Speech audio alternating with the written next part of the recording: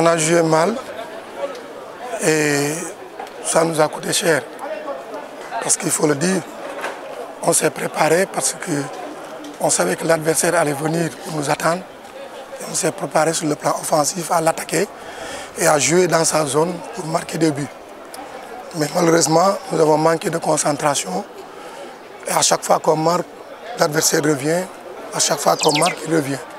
Et la deuxième mi-temps n'a été pas du tout bon. On n'a pas du tout joué.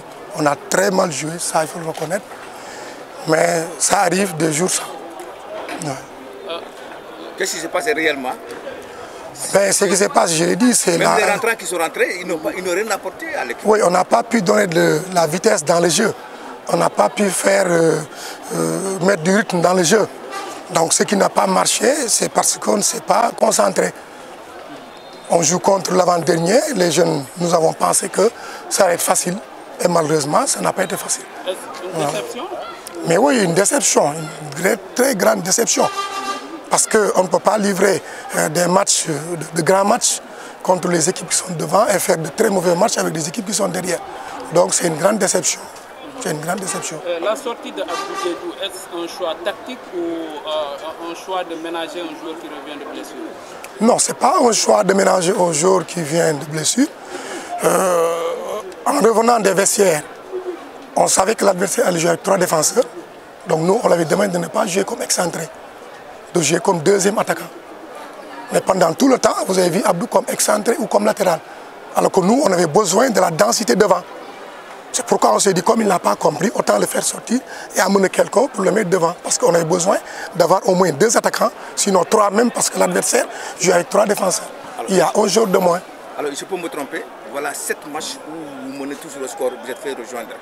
Qu'est-ce qu'il faut aujourd'hui pour corriger ça? Sinon, vous allez être aujourd'hui en tête du championnat. Chaque fois que vous menez, vous êtes toujours rejoint en fin de partie, soit en deuxième mi-temps ou en fin de partie. Qu'est-ce qu'il faut aujourd'hui pour corriger ça? Mais ce qu'il faut pour corriger, on l'a essayé, réessayé encore, mais ça n'a pas marché. Donc là, il y a des choses qu'on ne peut pas expliquer sur le point de vue sportif, parce que c'est impossible qu'une équipe tout le temps mène, mais après on est rattrapé. Ça allait être plus grave si on menait par 3 buts à 0 qu'on rattrape. Et on n'est pas loin de ce scénario-là. Maintenant, on continue toujours à travailler sur le point de vue psychologique, mental, pour pouvoir gérer. Les égalisations, nous avons tous vu. Ce n'est pas parce que c'est une domination ou bien une contre-attaque, mais c'est des situations que même vous ne pouvez pas expliquer, qui arrivent. Des fois, il y a des choses qu'on ne peut pas expliquer dans le sport, dans le football, et qui arrivent. Votre défense, c'est une défense, chaque fois qu'ils se trécopassent, 3 jours qui se trécopassent sur l'action du but, par exemple. Les 3 jours sont trécopassés sur le ballon est passé. Oui, c'est ce que j'ai dit. Il y a des choses qu'on ne peut pas expliquer. Il n'y avait aucun danger du début à la fin. Mais malheureusement, on prend un but. Et toutes ces situations-là pouvaient être sauvées avant que ça n'arrive. Du début, depuis la perte de balle ici, le défenseur qui devait récupérer, il ne récupère pas. L'axe central qui devait dégager, il ne dégage pas. Le gardien même qui devait prendre une ballon qui n'est pas trop forte. C'est pourquoi je dis qu'il y a des situations qui ne sont pas explicables sur le point de vue football. Ce qu'on peut faire, c'est que nous avons joué mal. Et si nous avons joué mal, on doit se rapprocher nous-mêmes.